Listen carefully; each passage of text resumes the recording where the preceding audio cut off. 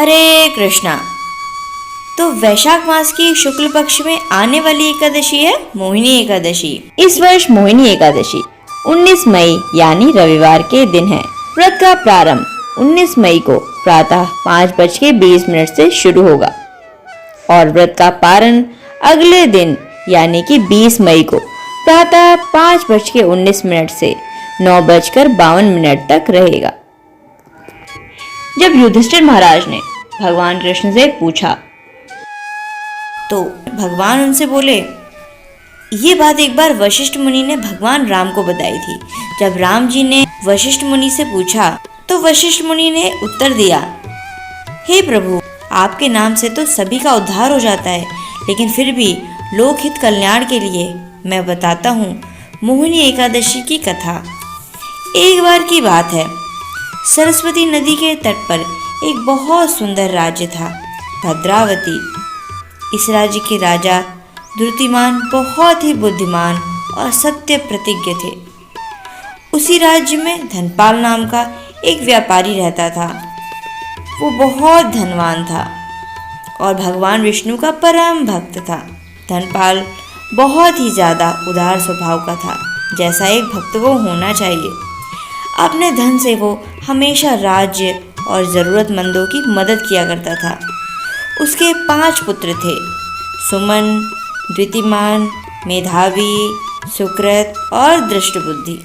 दुर्भाग्यवश जो सबसे छोटा पुत्र था, दृष्टबुद्धि, वो बहुत ही ज़्यादा पापी था। अन्याय के मार्ग पर चलकर उसने अपने पिता का कमाया सारा धन बर्बाद कर दिया। हर तरह के गलत काम, व्यसनों का वो आदी हो चुका था। उसके दुर्व्यवहार और दुराचार से परेशान होकर धनपाल ने अपने पुत्र दृष्टबुद्धि को घर से निकाल दिया। भूख प्यास से व्याकुल होकर वो जंगलों में भटकता रहा। भटकते भटकते दृष्टबुद्धि महर्षि कौटिल्य के आश्रम जा पहुंचा और विवशतापूर्ण स्वर में हाथ जोड़कर महर्षि से कहने लगा, हे मुनिवर, अपने पापों की वजह से मैं बहुत सी यातनाएं झेल रहा हूँ। मैं बहुत ज़्यादा दुखी हूँ। मैं आपसे विनती करता हूँ कि कृपा करके मुझे कोई ऐसा व्रत बताइए जिसके प्रभाव से मुझे इन सारे पापों से मुक्ति मिल जाए। ऋषि ने कहा, वैशाख मास की शुक्ल पक्ष में मोहिनी नाम से प्रसिद्ध एकादशी के व्रत का पालन करो। इस एकादशी का पालन करने से पर्वत जितने बड़े महान पाप भी नष्ट हो जाते हैं। न केवल इस जन्म के बल्कि कई जन्मों के पाप इस व्रत के फल से नष्ट हो जाते हैं। दृष्टबुद्धि ने मुनिवर के बताए अनुसार विधि विधान से मोहिनी एकादशी का पालन किया।